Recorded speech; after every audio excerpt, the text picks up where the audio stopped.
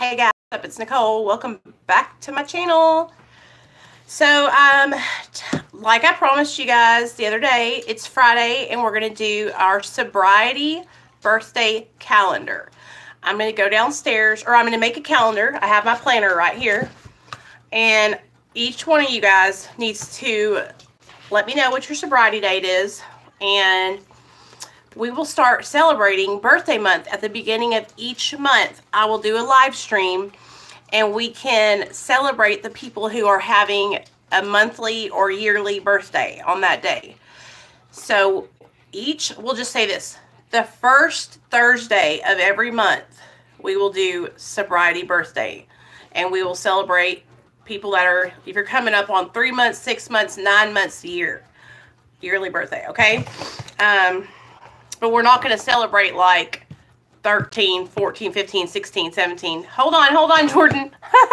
Good girl. Okay, Jordan is May 29th, 2017. Okay, hold on. Let me get my calendar out, girl. May 29th, March.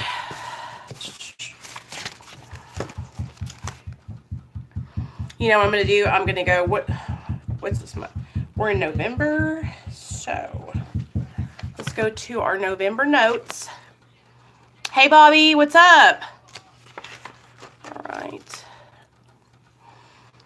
So you said May 29th, Jordan.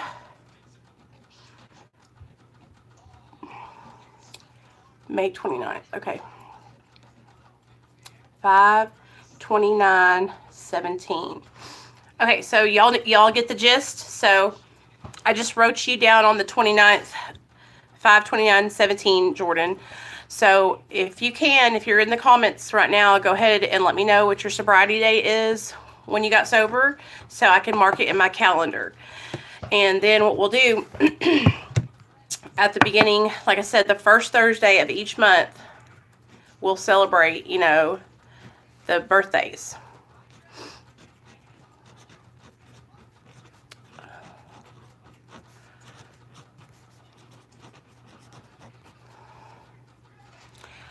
Hey, Sandra. How you doing, girl? Just for now, for me, and that's barely.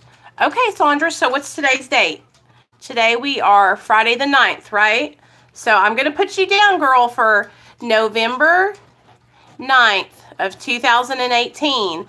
And I'm going to check back with you tomorrow, and we're going to, if you're still sober, you know what I'm saying? And now that I know that you're struggling right now, then I'll check with you daily, okay? We'll just hold each other accountable. Do you have Instagram where you can message me, or Messenger on Facebook where you can message me? If you do, reach out to me in a message so that way I'll have a way to get a hold of you one-on-one. Okay? Bobby Johnson, August 5th, 2018. Okay. Bobby J. August 5th, 18. Oh,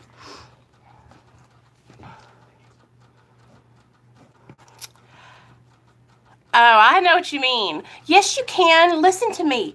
You can afford to count it, because when we start, like, it's a way of help, at least for me. I know what you're saying.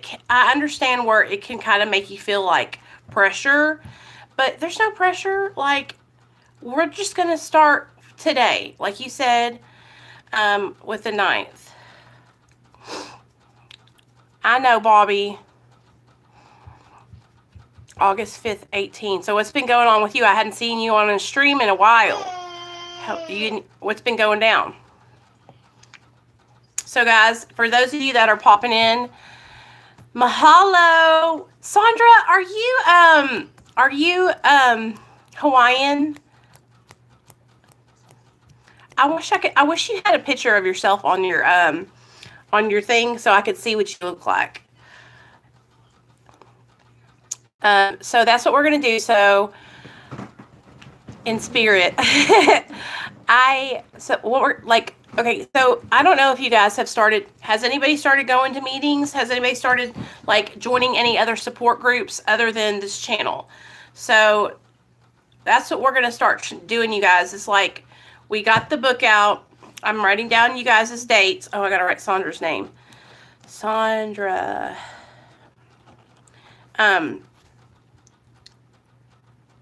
been talking to this girl, her name's Michelle, or a woman, and she and I have been talking through email and stuff, and we're trying to work on like a website where it's going to be so awesome, you guys. I'm so excited about it. But like this, how I'm doing these calendars and stuff with you guys, like we'll be able to do that on an even greater scale, because it'll be like somewhere where we can all go, like an application, and we can all hang out there, kind of like a Facebook, only a recovery one. Start the step study at CR. They just finished the last group of ladies, so now I can start. Jordan, that's awesome. And you know what? That's how I went through the steps with my sponsor, was through the Celebrate Recovery books, these.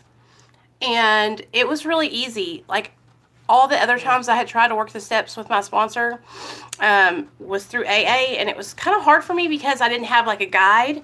But with this, you have like, you know, basically it has questions and all this stuff that you read, and you write down, you know, and answer the questions. And then on your fourth step, she gave me like this diagram to like write down all the things that affected me. And then I remember the first time I started writing, I wrote down all the things that people had done to me, and that was it.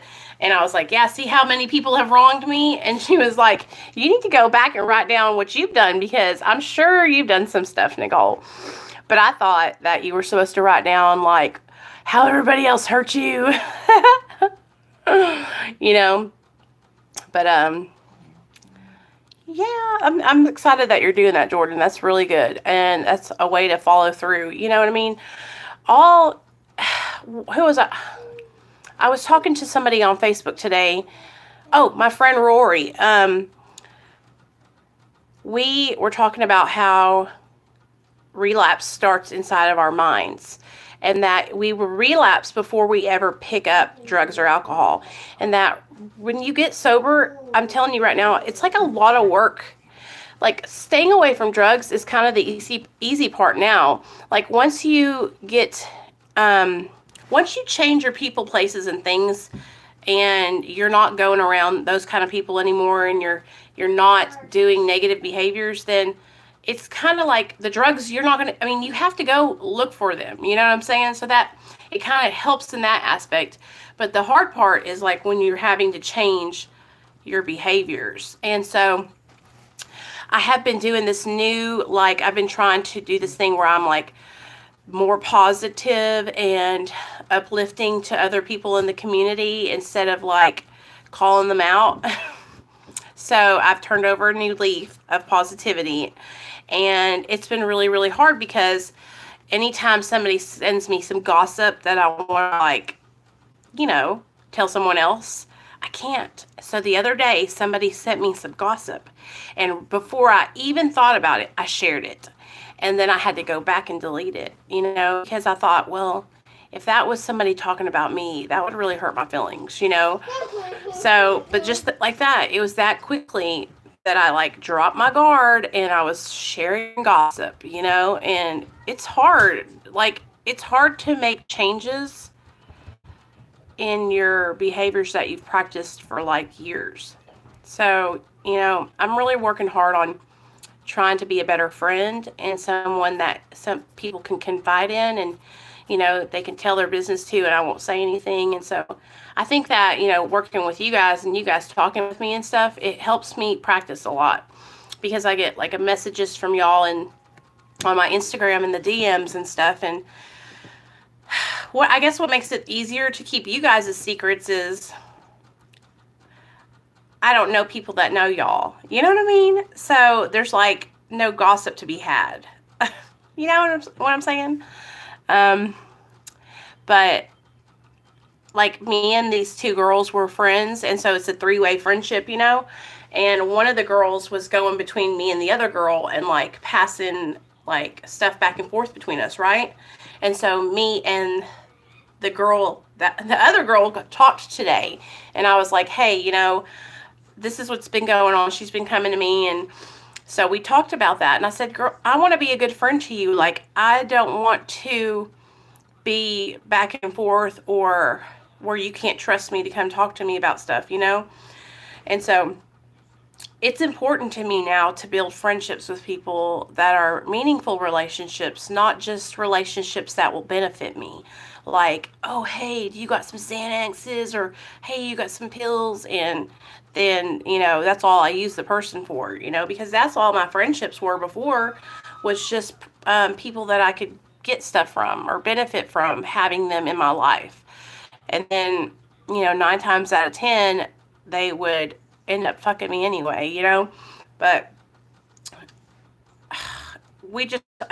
it's hard to change your behaviors. It really is. So once you get, a couple months under your belt and you're like, you're getting stronger about staying away from drugs or alcohol, it's like, then it's the old behaviors that will take you back, and cause you to fall back in your sobriety.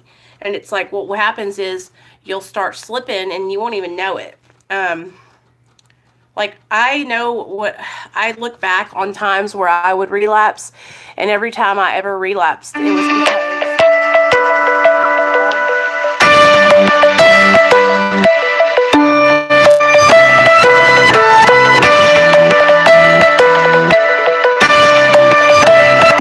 okay. Sorry, that was my mom.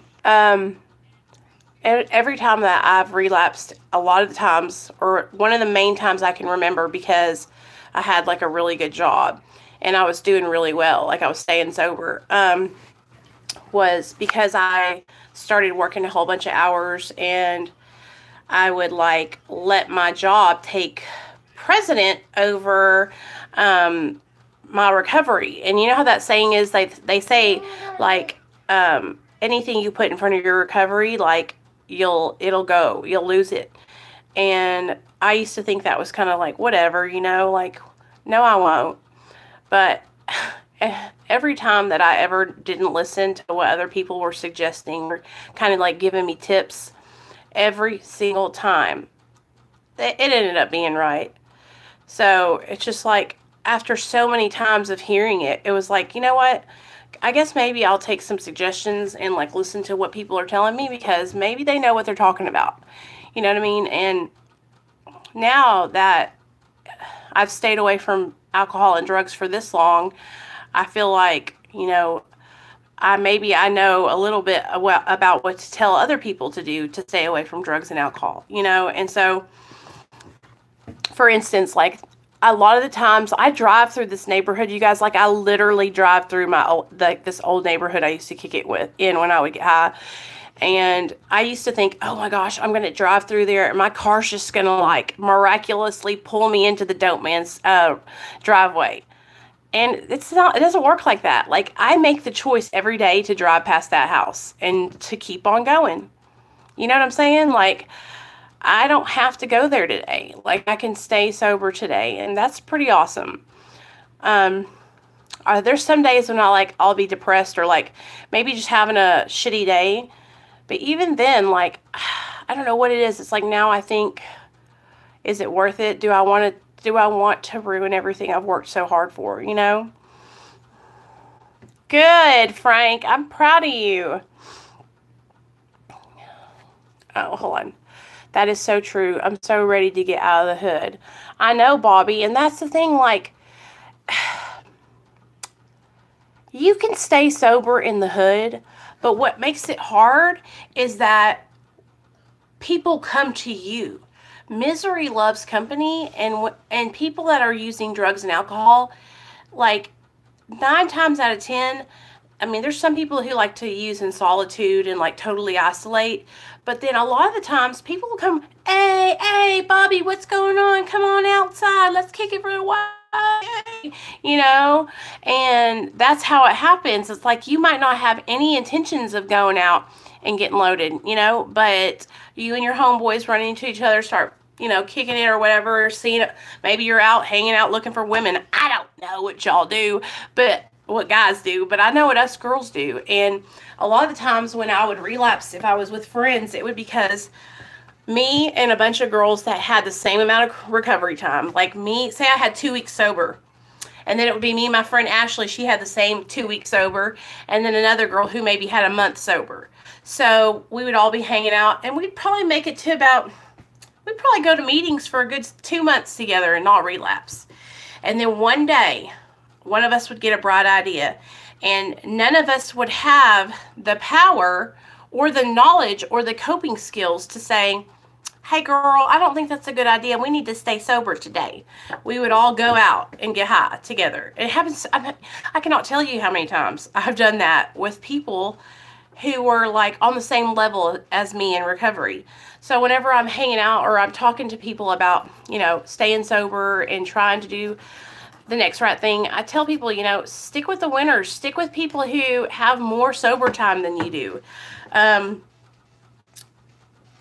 Go around people, maybe if you have people that are in your life that are not addicts and alcoholics and they don't like to drink or use, go hang out with them. Go to a movie. Do something productive with your day.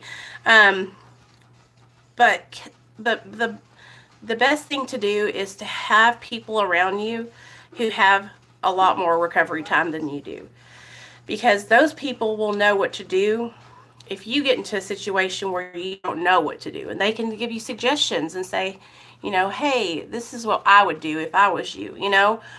And they also won't take you to places where you'll be tempted, you know. When I got sober this time, my sponsor would pick me up and take me to meetings with her. And, you know, she had 6 years sober, so she would pick me up and we would go straight to the meeting, maybe get coffee afterward, you know. And she taught me that, like, there's nothing extra. I'm not missing out on anything. And you guys aren't missing out on anything either. The only thing you're missing out on is DWIs, tickets from the police, getting your ass beat in a fight, overdosing, alcohol poisoning. That's what you're missing out on. You're missing out on chaos and drama. You know, it's like, I feel like a lot of the times what people will think when they first get sober is, oh, well, this is going to suck and be so boring. Like, everybody else is just having so much fun with their life.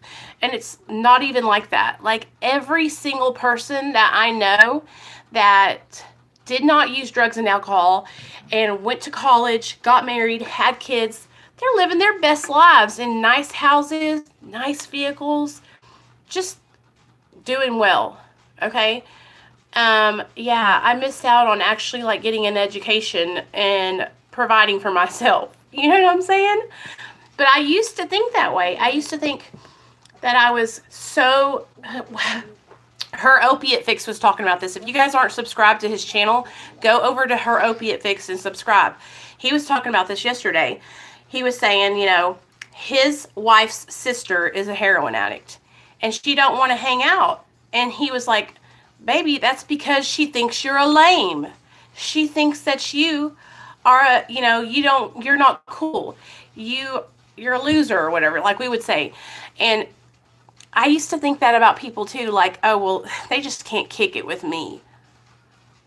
You guys, like, now that I'm clean and living the right life, it's like, that was a way for me to, like, say, that was a way for me to make excuses for myself, because I didn't know how to live without drugs and alcohol. And that made me feel, that made me escape reality and be able to live with the choices I was making. Do you understand? Like, because I was raised right. I was raised by good parents, good family, you know, and I knew that I needed to go get an education. I knew that I needed to, you know, take care of myself and, you know, go have a job and work and save my money. And I got high because I knew I was doing wrong, and I needed to, like, blank out that shit, you know, blank out the feelings. Seeing, yeah, I never a case manager of my 6-year-old daughter. Oh, Sandra, I'm glad you're finding your way back, girl. Oh. Yeah, and that's the thing, like, I hope I'm saying your name right, Michaela. I used to feel like I was missing out on something but now I love being at home. I love being with my family. I love having my son right back there watching his little show. Neil's right over here to the left of me laying down. and we're all safe and sound in the house. You know, we just went and saw The Grinch at the movie theater and had us a good little time. Like I said, the only thing that you're missing out on when you stop drugs and alcohol is chaos and just drama and wasting your money and killing yourself. And I feel like what happens is we all have to get to a point where we realize that's what we were doing. You know, we really are blessed. It's only by the grace of God that we're even able to stay sober every day. Like, I know how, I remember what it was like to have that obsession to get high every day. I remember what it was like when I would wake up and that was the first thing on my mind, you know, and I could not function until I got it. And so today that I can wake up and not have that obsession and not have that, you know, just like, I have to do this, I have to do this. It's a miracle, and I'm so grateful that we all are finding our way together, you know? And I think that's what it is. It's like, it's that community, you guys, and that fellowship of finding our way together that helps so many people, you know? And even though this isn't like a meeting, it's kind of like our little meeting, you know? And we help each other stay accountable, and I love that. Like, it helps me so much. And you know, sometimes people, I think, well, I don't know, that maybe it's weird or something, but it's really not. It's just about community and fellowship and connecting with other alcoholics and addicts on that level, you know, because we all suffer from the same thing. We're all struggling with the same illness. We're all in different stages of our recovery. And those of us that are a little bit, there's people that are ahead of me, you know, that have major sobriety time, and I look up to those people, you know, and I follow their lead. And when I'm struggling, like, I go to those people. Hey, Roberta. Okay, love you. When I see those people, I ask them, you know, what would you do in this situation, or how do you feel about that? And that's what helps me, you know. I used to not like to ask for help. I used to think it was, you know, I thought that I should have to handle it on my own, and I thought that people that asked for help were lame or just, you know, couldn't take care of themselves. But that's really that exact opposite. Like, it takes a lot of courage to ask others to help you find your way. And if you can just, like, let go of your pride and ego and reach out for help, I'm telling you what, there's so many people that would be willing to give you a hand up. It's pretty amazing, you know. And there's so many people, you guys, that are in recovery that are like, that you wouldn't even realize it. Like, there's this guy I follow on Instagram. You guys should check him out. His name is Brad McLeod, McLeod. And he's always posting about celebrities that are sober. And some of the people that I'm like, Jamie Lee Curtis? Jamie Lee Curtis is a recovering opiate addict, y'all. And she's been sober for like 20 years from opiates. It's like, dude, if she figured it out, then I mean, I can figure it out. You know what I'm saying? Like, drugs just kill us, y'all. I mean, it might be fun. It might be fun at the beginning. Like, I understand it. Believe me. But I'm telling you, that fun and games, it goes to the wayside.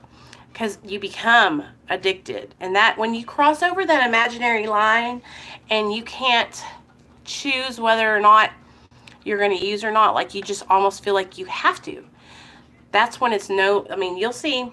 If you haven't gotten there yet, then you'll see. But if you have, you know what I'm talking about. And that's the thing. Like, so I feel like when I was in high school, everything was fun and games. I was drinking like a fish. I mean, I was an alcoholic, drinking every day. I remember, I told you guys the alcoholism story time. Me and my girlfriends would get orange juice and vodka and put it in water bottles and drink it on the way to school. And my friend Jerry was driving the car, hit a dog, and we got out. The dog ran off, and then we all got back in the car laughing, you know, but we could have killed somebody. It's like I crossed that imaginary line so quickly, But when you're younger like that, and I know, like, Frank, you're young. You're not even 21 yet, right? I'm telling you, like, when you're young like that, your body still has that bounce back. You can still bounce back. But I'm telling you right now, oh gosh, once you get a little bit older, you'll see. If you keep on going the way you're going, you don't bounce back. And it's like, damn, I got to stop doing this, you know? And a lot, I feel like now with like fentanyl and heroin and all the drugs that they are having that are mixing together, like kids that are getting into addiction are figuring out a lot earlier, like a lot younger, that this isn't the way to go.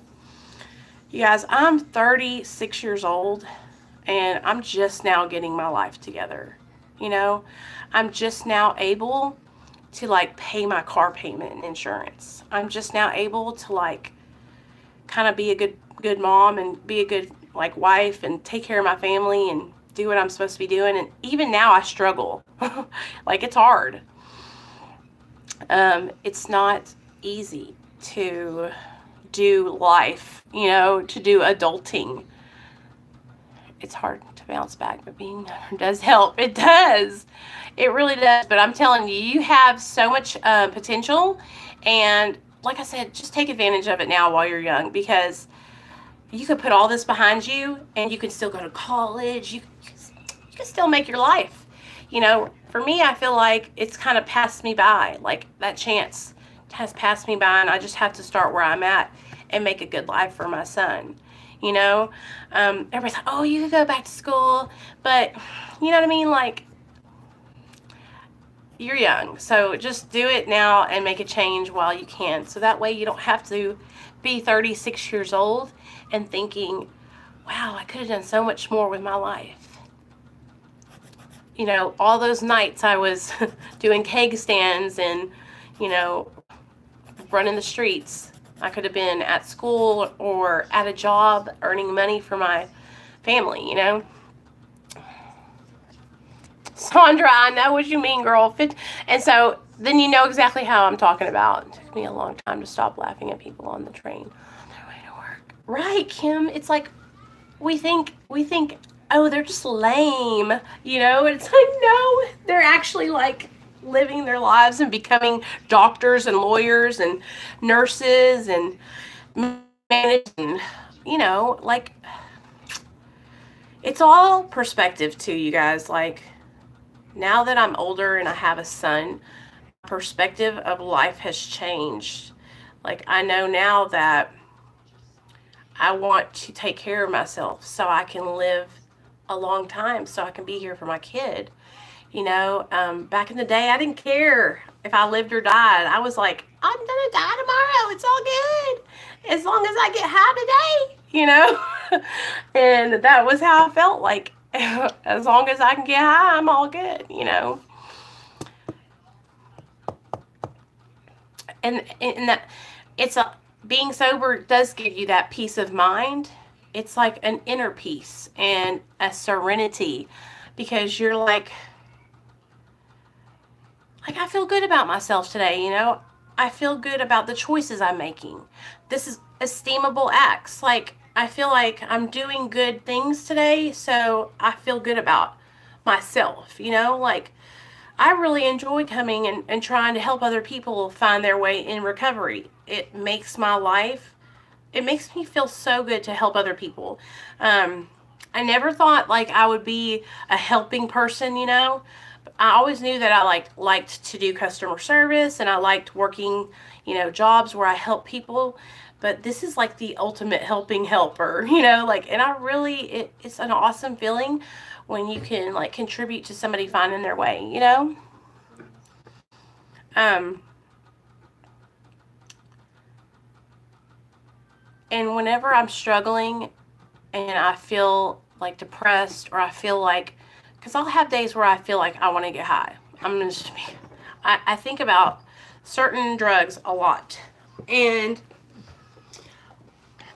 hello, and thank you for your support. I'm proud of you for all the steps you've made. Hey, welcome to the family, man. Jason, right? Happy birthday. Hey, Pia. What's up, Derek? So, I'm so glad that you came over. It's nice not to be in the house with the blinds down. Oh, peeping out the blinds. I hated that so much.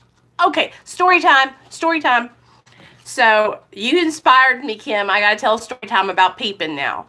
So you guys know that I'm a polysubstance addict. Like I was addicted to multiple substances plus alcohol. And about 2013, my husband and I were not living together. I was living in this high-rise apartment building. Oh, crack apartments. Bad. And Neil was living here with his parents. Well, I had a job, and I was working at this place called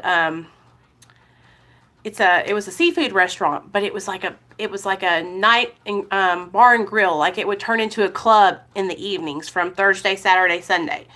And so I would be there till like 3 o'clock in the morning. And I would make like $300 a night, like a lot of cash and tips. So when I would get off at night, it's so fun. There was this other person, this guy that lived there. Well, he didn't even live there. He just like stayed in the building because he knew that he could go to other people's houses or other people's apartments and stay with them. His name was Joe, and he was an old crackhead. I mean, an old crackhead, like 50 years old.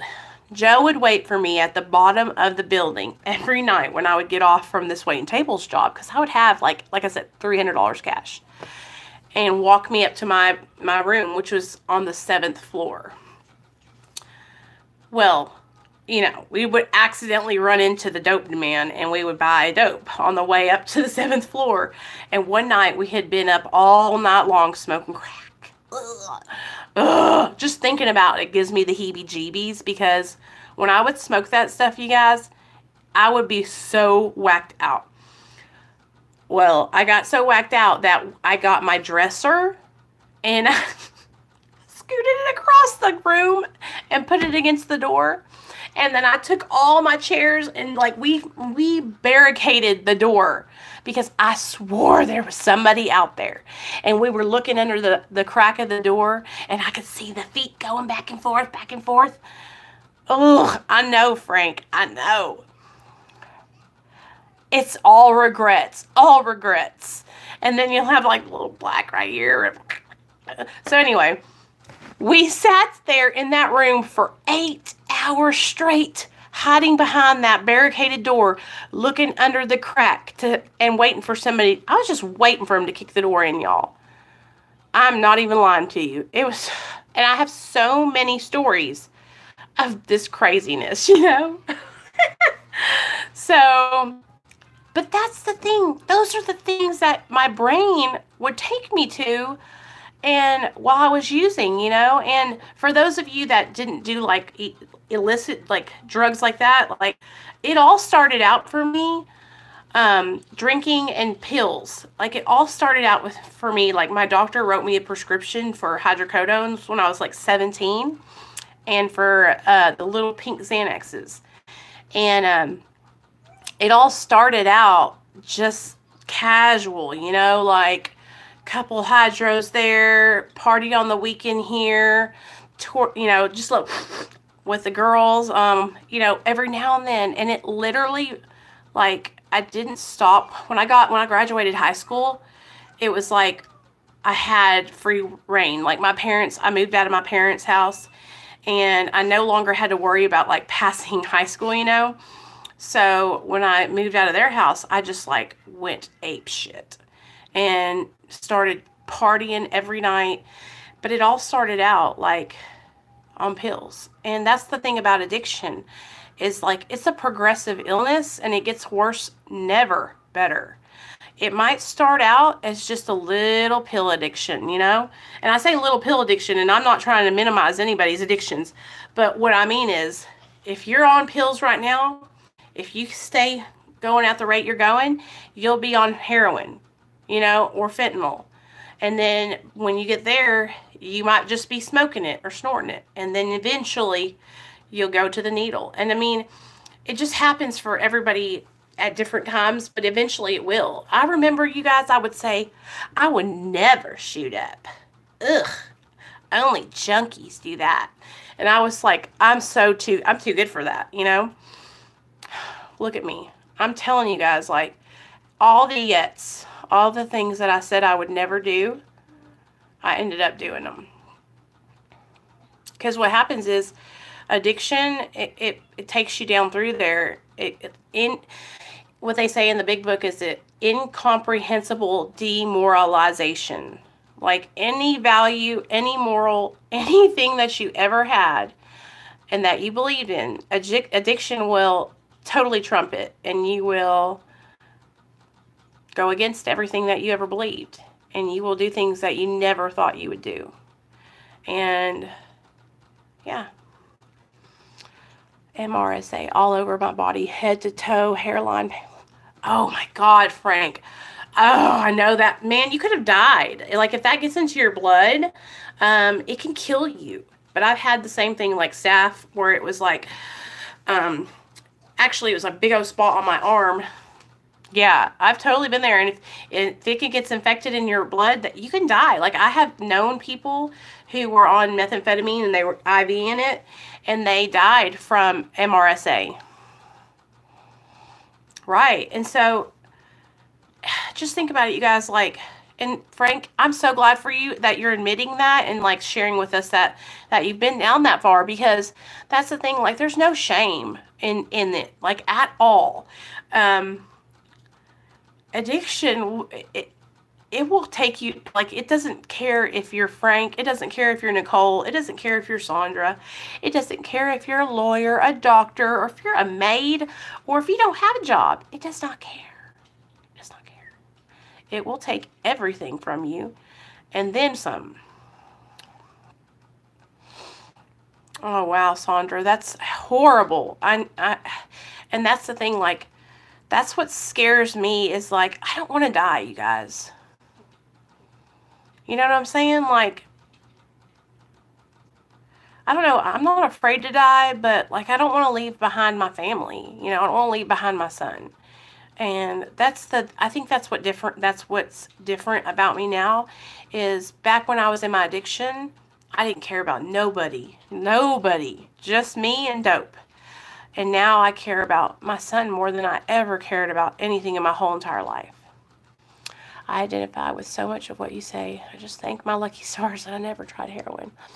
13-year-old, but I'm done. And that's the thing, Jason, like, you know, the pills, the painkillers, those are just as bad as heroin. You know what I'm saying? Like, but I feel like what happens now, if people try heroin, they don't even know what it is. And it usually has fentanyl in it. And that's why people are dying. And so, I mean, I'm telling you think whatever your higher power is, because that next step for you would be heroin and dying probably, you know? And that's the thing. I feel like what happens is when we're in that, like, that going to the doctor shop and taking the pills, because believe me, when we were in our addiction, we went and we got scripts. We would write scripts, you guys. I mean, we were hustling. What happens, we have to want more for ourselves, and we have to value ourselves and say, you know what, pills, I don't want you no more, and you're not going to take my life.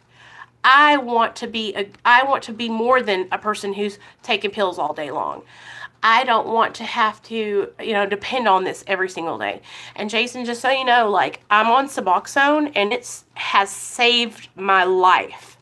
And everybody here on the channel, you know, there's quite a few people here on this channel that are on medically assisted treatment, and it really has helped me. But I don't ever recommend anybody to get on it unless, like, it's just a personal, you know, decision. But if you're struggling when you try to get off the pain pills and you're struggling, if you can't seem to get it, that's always an option, you know. And I'm going to tell you something right now. I've never been able to stay sober this long in my life, and I just celebrated my 3 years on July 13th. And so, this is the longest. I've never stayed sober like this before, and it's all because Suboxone helped me. But I got on Suboxone, and I just didn't start taking Suboxone. Like, I got on that, and then I went and got a sponsor. I started going to meetings. I got involved in therapy like a therapist. And I started to learn, like, the reason I was using drugs was because, not because, you know, I liked the feeling produced by drugs, but I also had like this really low self-esteem, and I was really insecure, and drugs made me feel better about me. You know what I'm saying? Like, so what I've had to do now is like go through therapy and learn new ways to cope. And I've had to do like things like daily affirmations, and like, I love myself now because I'm making good choices. This goes back to that whole esteemable acts thing, you know. And I'll love myself even more whenever I start making good choices for my eating, because that really affects my self-esteem. And I want to be in shape, and I want to feel good about myself, you know. I slave to this addiction. Anytime. So I'm talking to my dog. Yeah, and the thing about it is, if you struggle with chronic pain in low doses, like 2 milligrams, 2 times a day, 3 times a day, Suboxone is like a miracle for people that have chronic pain. It really does help, and you don't have to stay on it for 3 years. I've stayed on it for 3 years because, well, it's taken me this long to get my legal situation, because I, you know, I had no driver's license. I had a theft charge. I had to get a car. I had to get my son out of DHS custody. So it's taken me this long just to get where I'm at, just to get stable where I'm at in my life, and to work the steps with my sponsor, and to get through therapy. And I still go to therapy once a month, you guys, and it helps me so much. But it's like, recovery is different for everyone. So what may take me 3 years, it could take you a year, or it could take you longer. Don't ever let anybody shame you or make you feel like, because it is personalized to you. Just like your addiction was personalized to you, and how you went about things, so is your recovery. So the main thing I can give you advice on, if you're just starting now, is to reach out, get a support system. Hook up with somebody who's got some sobriety time, that's been sober longer than you. I don't care if it's who it is. I don't care if they go to AA, NA, Celebrate Recovery, Smart Recovery. I don't care. And confide in them, and talk to them, and use them as your accountability partner, and get yourself in some therapy.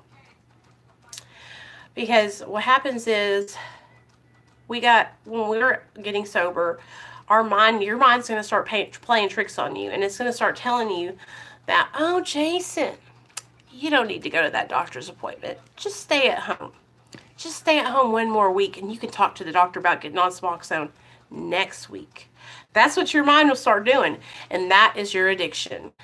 Our addictions want us to isolate. Our addictions want us to tell lies. Our addictions want us to keep secrets. Our addictions want us to not go to the family Thanksgiving dinner because we don't want to be around everybody.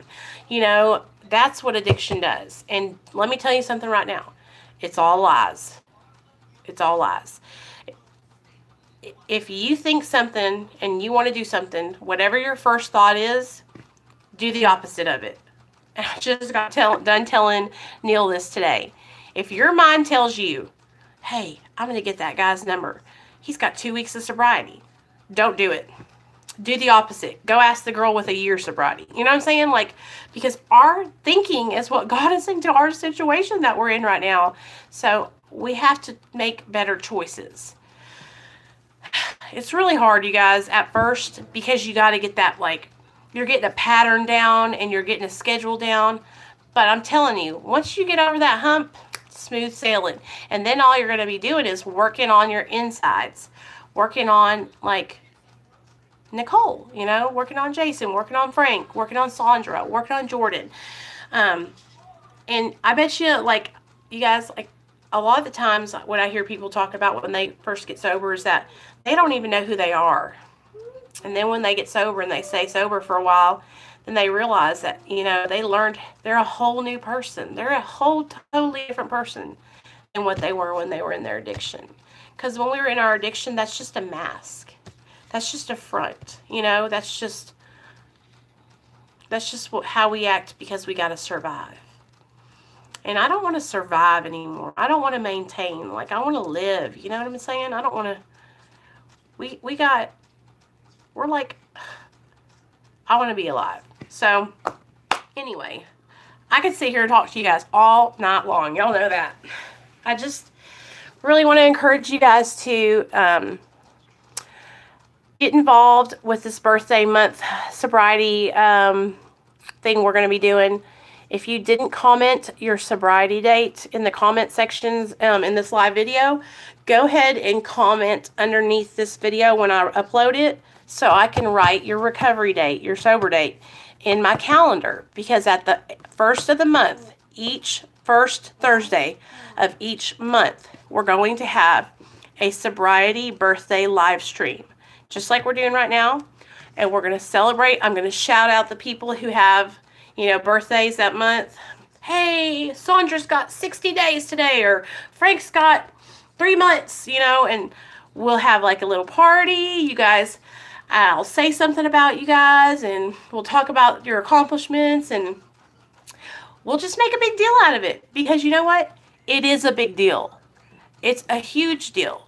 So don't let anybody ever tell you, oh, I don't know what my recovery day is. It's not a big deal. It is a big deal, and you need to take it seriously, and you need to document it, because it's going to push you to do better each time, and because you should be proud of yourself, because it's freaking hard work.